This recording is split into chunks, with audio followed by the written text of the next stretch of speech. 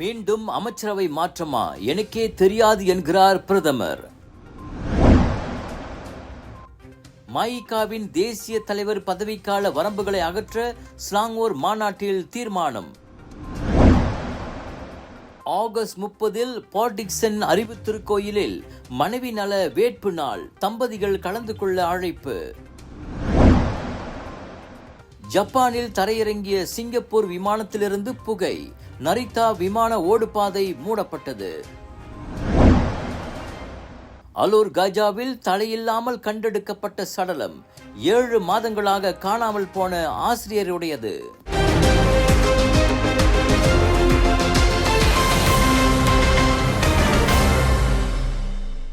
விரைவிலேயே அமைச்சரவை மாற்றம் நிகழும் என கூறப்படுவதை பிரதமர் டத்தோஸ்ரீ அன்வார் இப்ராஹிம் மறுத்துள்ளார். பிரதமரான தமக்கே அது குறித்து தெரியாத போது யார் அந்த புரளியை கிளப்பி விட்டதென அன்வார் நகைச்சுவையாக கேட்டிருக்கின்றார். அமைச்சரவை மாற்றத்தில் ஒரு மாநிலத்தின் மந்திரி பசாரும் மத்திய அமைச்சராகவிருப்பதாக கூறப்படுவது குறித்து செய்தியாளர்கள் கேட்டதற்கு அடுத்த பொது தேர்தலுக்கு பிறகு வேண்டுமானால் அது சாத்தியமாகலாம் என பிரதமர் சுருக்கமாக கூறியிருக்கின்றார். டத்தோஸ்ரீ அன்வார் தலைமையிலான ஒற்றுமை அரசாங்க அமைச்சரவை கடந்த ஆண்டு டிசம்பரில் முதன்முறையாக மாற்றியமைக்கப்பட்டது. அப்போதைய மனிதவள அமைச்சர் சிவக்குமார் நீக்கப்பட்டது உள்ளிட்ட சிறிய அளவிலான மாற்றங்களை பிரதமர் அறிவித்திருந்தார். அது நடந்து ஓராண்டு கூட ஆகாத நிலையில் மீண்டும் அமைச்சரவை மாற்றியமைக்கப்படவிருப்பதாக இணைய செய்தி ஊடகம் ஒன்று முன்னதாக செய்தி வெளியிட்டிருந்தது குறிப்பிடத்தக்கது. அதிலும் PKR கட்சியை சேர்ந்த அமைச்சர் ஒருவர் வேறு அமைச்சுக்கு மாற்றப்படலாம் அல்லது ஒரேடியாக நீக்கப்படலாம் என அக்கட்சியின் நெருங்கிய வட்டாரம் ஒன்றை மேற்கோள் காட்டி செய்தி வெளியாகியிருந்தது.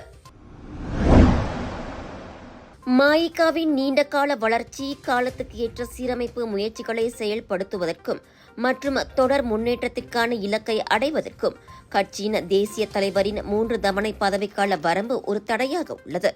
எனவே கட்சியின் அந்த அரசியல் விதி 58.2A சட்ட திருத்தம் செய்ய வேண்டும் என்று 78வது ஸ்லாங்கூர் மாநில பேராளர்கள் மாநாட்டில் தீர்மானம் நிறைவேற்றப்பட்டதாக ஸ்லாங்கூர் மாநில மஇகா துணைத் தலைவர் டத்து ரவிச்சந்திரன் தெரிவித்தார்.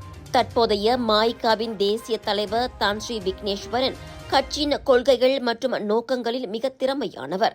கட்சி தலைமைத்துவத்திலும் மற்ற எல்லா நிலையிலும் நிலைத்தன்மையையும் வளர்ச்சியையும் கொண்டு வந்துள்ள அவர் தொடர்ந்து பதவி வகித்தால் கண்டிப்பாக கட்சி மேலும் வலுவடையும் என்றார் ரவிச்சந்திரன்.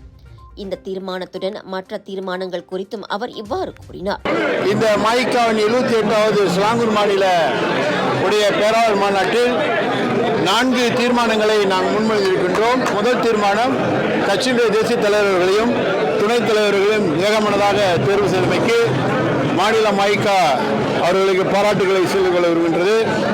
2வது தீர்மானம், வருகின்ற பொதுத் தேர்தலில் மாநில மஇகாவினுடைய எதிர்காலத்தை முன்னில் வைத்து தேசிய மஇகா மற்றும் மத்திய செலவை யாரோடு இணைந்து தேர்தலில் பங்கு கொள்வது என்பதனை முடிவு செய்வதற்கு மத்திய செலவுக்கு அந்த அங்கீகாரத்தை வழங்குகின்ற தீர்மானமாக இடம்பெற்றிருக்கின்றது.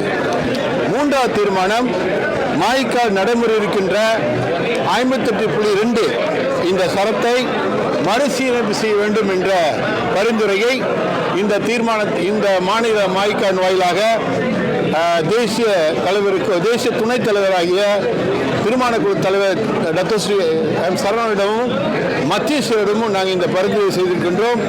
இந்த 58.2 சரத்தை மறுசீரமைப்பு செய்ய வேண்டும் என்று மத்திய செயலரை நாங்கள் கேட்டுக்கொண்டிருக்கிறோம்.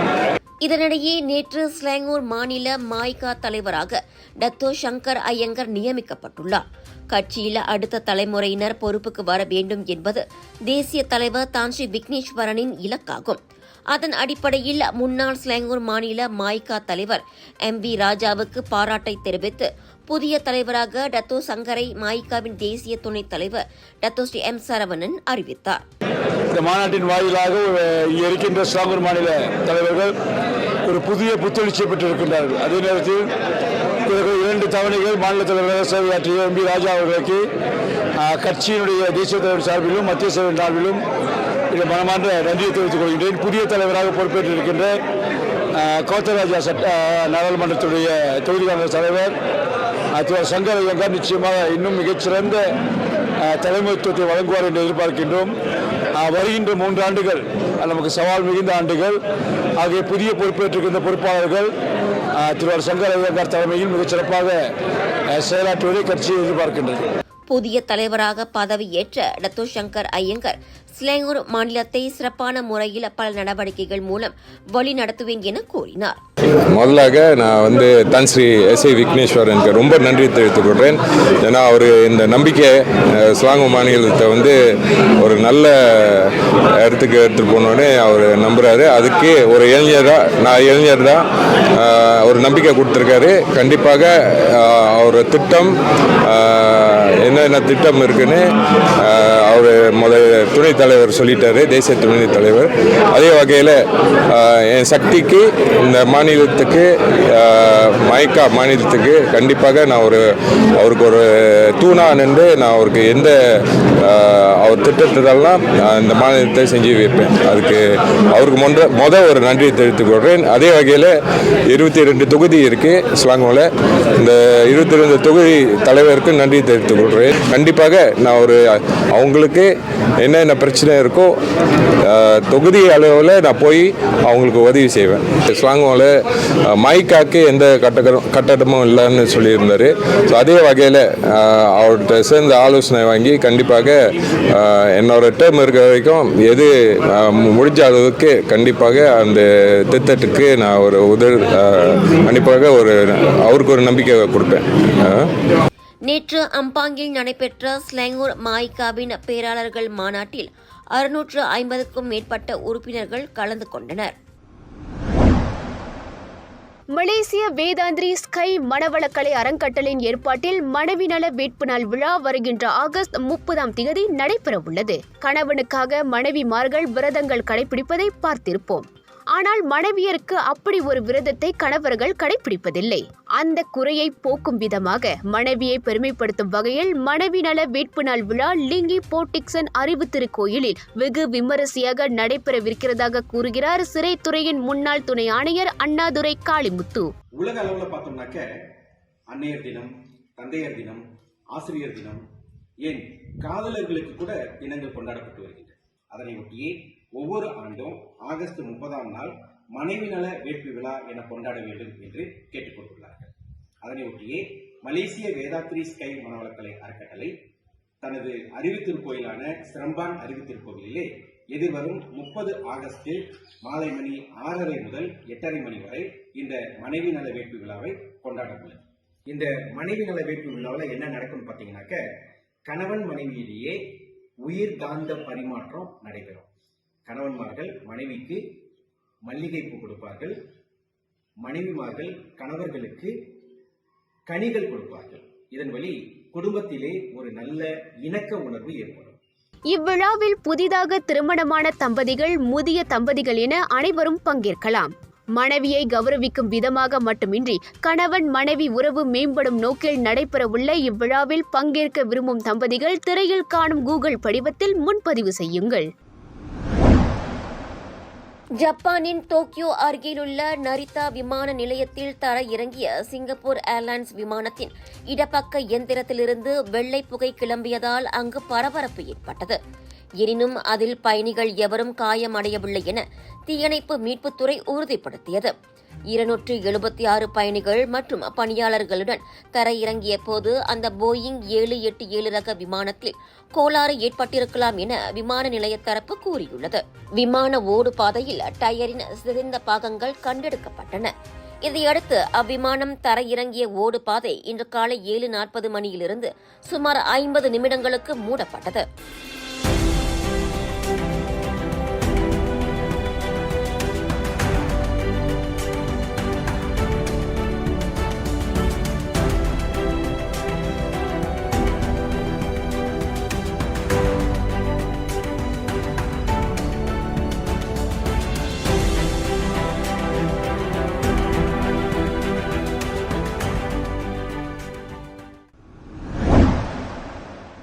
மலாக்காவில் 33 வயது ஆசிரியை இஸ்டிகோமா அஹ்மத் ரோசி 7 மாதங்களாக காணாமல் போன சம்பவத்தின் மர்ம முடிவு அவிழ்ந்துள்ளது.